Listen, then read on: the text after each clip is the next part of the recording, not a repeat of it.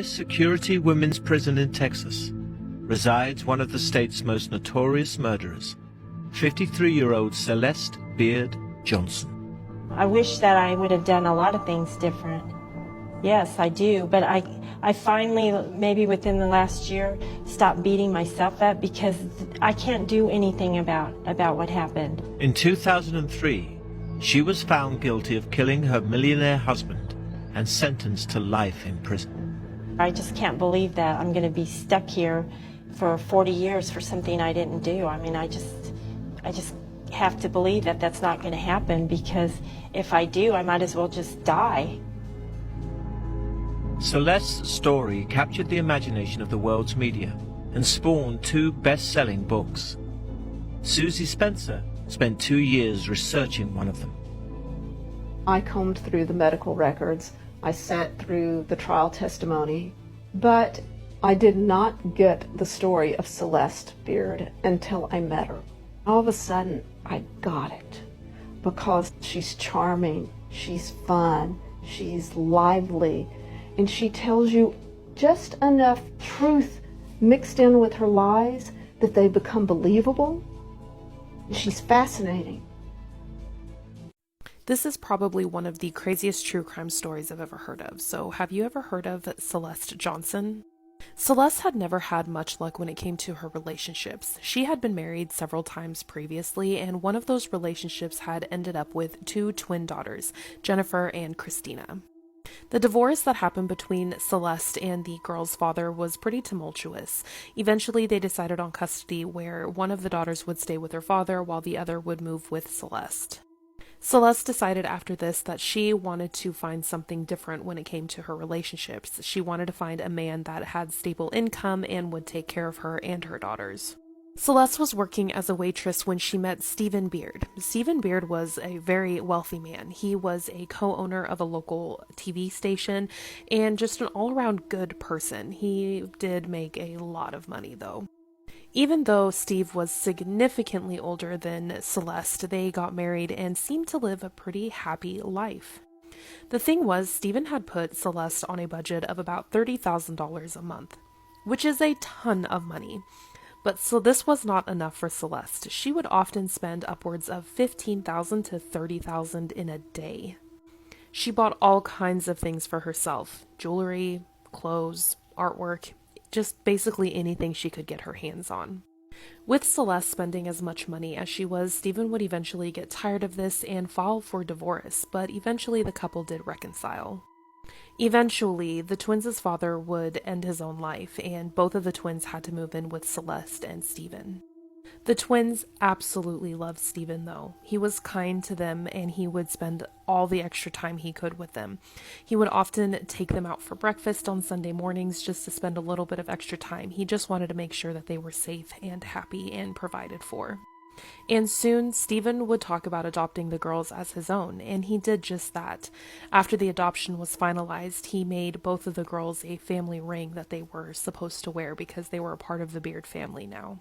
But things with Celeste were not as good. Celeste had struggled with mental health issues for basically her entire life. And in 1999, Celeste was sent to stay at a psychiatric ward for thoughts of harming herself. While Celeste was there, she met Tracy Tarleton. Tracy was a manager at a local bookstore, and she was openly lesbian. Tracy was spending time at the psychiatric hospital because she was struggling with alcoholism. Tracy and Celeste became very quick friends, and even after they were released from the psychiatric ward, both of them remained in touch and seemed to get even closer.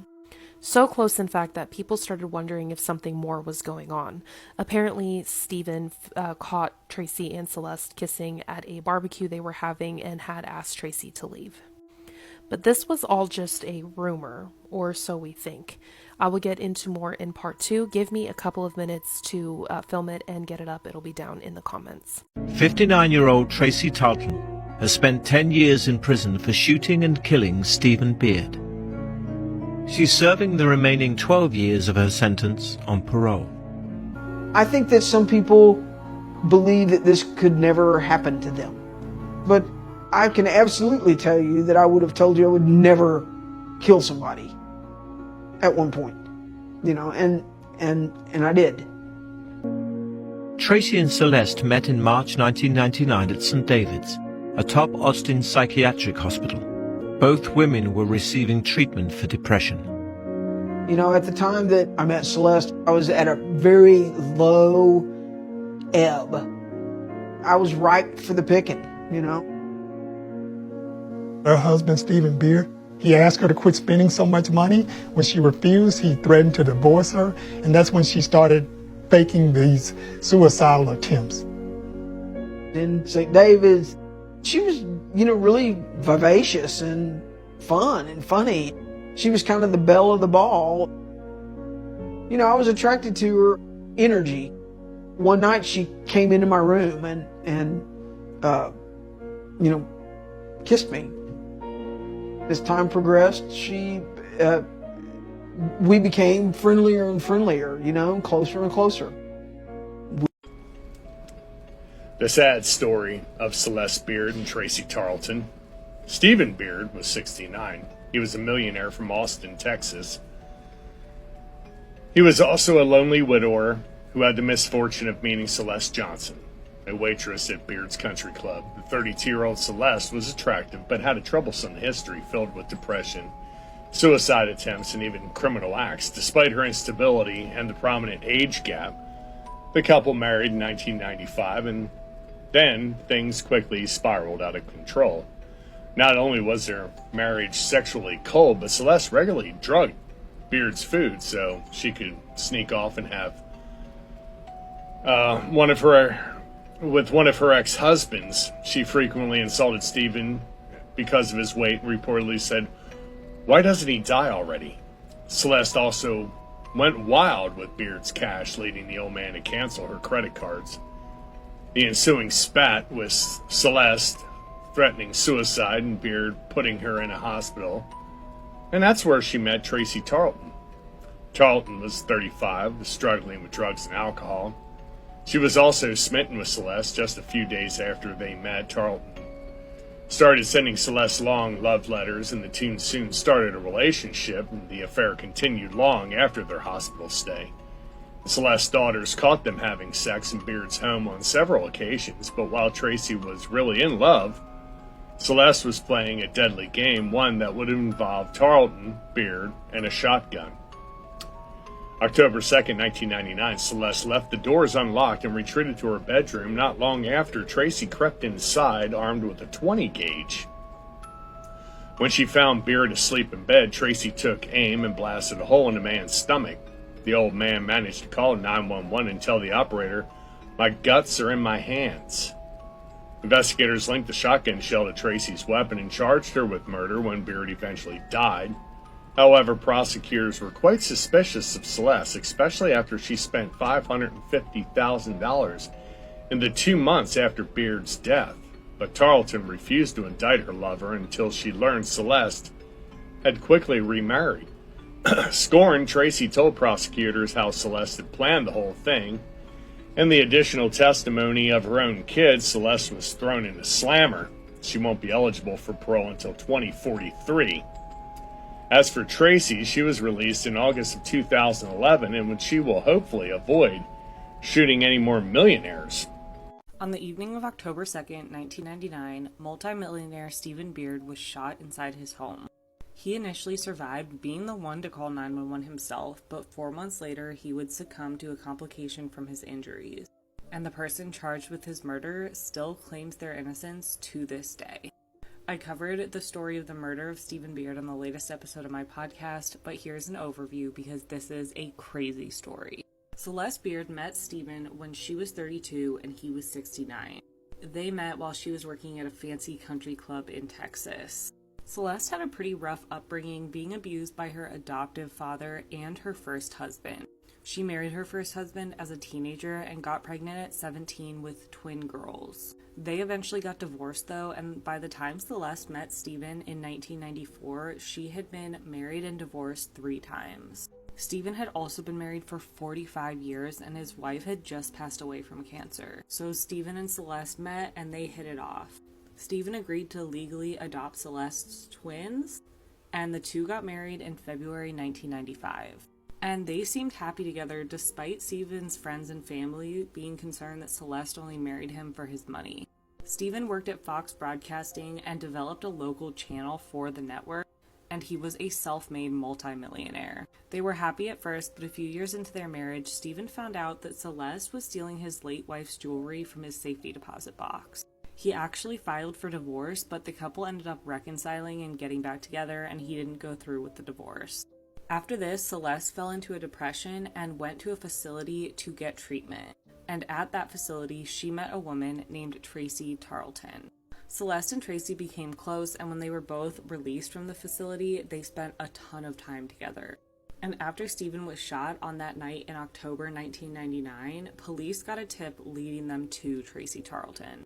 After looking into her and searching her home, they found that she had a shotgun in her possession that matched the cartridge left at the crime scene. They brought Tracy in, and she admitted to shooting Stephen, and she was arrested and charged with his attempted murder, and then eventual murder when he passed away. But Tracy's motive remained unknown. That is, until July 2000, when Tracy found out in the papers that Celeste had married another man. This was just 6 months after her husband died. And when Tracy found out about this, she realized that the entire relationship that she believed she had with Celeste was a scam. Once she found out about this, she came forward to police and admitted that she had killed Stephen under Celeste's guidance. She claimed that the two were in a relationship and Celeste was the one who had orchestrated the entire thing. But when she found out that Celeste had gone and married someone else, she realized that their relationship was fake and she wasn't going to protect Celeste anymore. After this, Celeste Beard Johnson was arrested and charged with Stephen's murder. But she maintained her innocence, so it went to a jury trial. Her defense claimed that she was basically being framed by a deranged woman. But the prosecution, on the other hand, painted the picture that Celeste had used Tracy's feelings for her to her advantage. Celeste knew that Stephen was going to soon divorce her and didn't want to lose the inheritance money that she would get. So she orchestrated a plan to murder him. Celeste's own daughters testified against her at her trial, and I go more into that in the podcast episode, so go listen to that for more details. But in 2002, Celeste Beard Johnson was convicted of the capital murder of Stephen Beard and sentenced to life in prison. She will become eligible for parole in 2042. Tracy took a plea deal in which she testified for the prosecution and in return was given a 20-year suspended sentence. She served 10 years and was released in 2011. To this day, Celeste claims that she had nothing to do with Stephen's death. And some people believe this to be the case, but others, including Stephen's family and Celeste's own daughters, think that she was fully involved and the one who orchestrated it all. Celeste had been married to Stephen Beard, who was a millionaire broadcasting exec. He was said to have spoiled her. She had all the clothes, jewelry, all of that she ever wanted. But Celeste told another story. She said that he had been mentally abusive towards her to the point she was suicidal. She went to a facility for treatment, and while there she met a girl named Tracy, and Tracy soon became her mistress. Flash forward to October 2nd, 1999, Stephen had been shot in the stomach. He initially would survive, but just a couple months later he would die from a blood clot. Tracy would admit to shooting him, saying that she knew all about the abuse that Celeste had went through. And basically the only way they could be together was to get rid of Stephen. Tracy would of course be arrested, and flash forward to her murder trial. She found out that Celeste had been remarried and thought their whole relationship had been a lie. So she told them that Celeste was actually the one who had convinced her that this needed to happen. Police would look into this and they would arrest and convict her of capital murder.